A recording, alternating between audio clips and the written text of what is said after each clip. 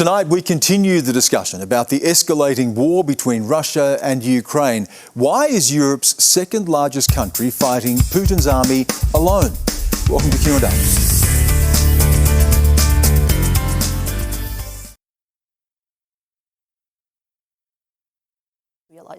And Olga, that leads to our next question. It comes from Sasha Gillies-Lekakis. Yeah, thank you guys. So as someone who comes from the Russian community here in Australia, I've been pretty outraged by the narrative created by our media depicting the Ukraine as the good guy and Russia as the bad guy. Believe it or not, there are a lot of Russians here and around the world that support what Putin is doing in the Ukraine, myself included. Since 2014, the Ukrainian government, together with Nazi groups like the Azov Battalion, have besieged the Russian populations in the Donbass, killing an estimated 13,000 people, according to the United Nations. That's a lie. That's a lie. Could I finish? Just quickly finish, and then we'll come to that and put that to the panel. So my question is, where was your outpouring of grief and concern for those thousands of mostly Russians? Okay.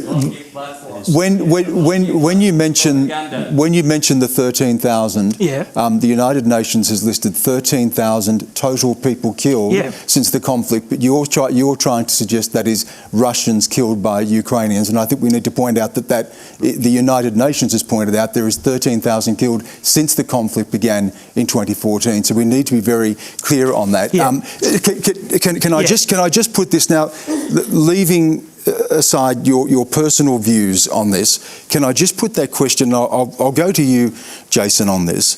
The idea that there is a moral equivalence or there is two sides, we know that Vladimir Putin has said that there were provocations as he sought, the encroachment and enlargement of NATO. He has claimed there is a genocide in the Donbass, which the evidence has not been presented to support that, but the allegation here that there are two sides of this or provocations that led to this. How do we look at this in its totality without diminishing what's happening on the ground and bring some is that possible? Something's been bothering me, I have to admit, since we had Sasha's question earlier about Russia, and it's been playing on my mind. And Sasha, people here have been talking about family who are suffering and people are dying. And I understand you wanted to ask your question about, is there some reasoning for this? But you supported what's happening, hearing that people are dying. And can I just say I'm just not comfortable with you being here? Could you please leave? It's really, no, Sasha, I'm sorry. You can ask a question, but we cannot advocate violence. I should have asked you to leave then. It's been playing on my mind, and I'm sorry, but I have to ask you to leave, please. Okay, could I? No, please. Just out of respect. Please, we're not having the conversation, Sasha. We can't have people advocating violence. And I should have asked you to leave. It's been playing on my mind. I wanted to have a proper conversation about these things, but I have to ask you to leave. I'm really sorry. Okay, I'm sorry for that, but these things happen.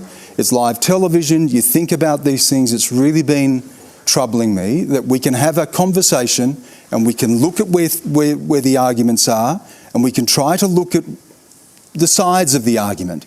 We can't have that, and I'm sorry. It should have happened earlier.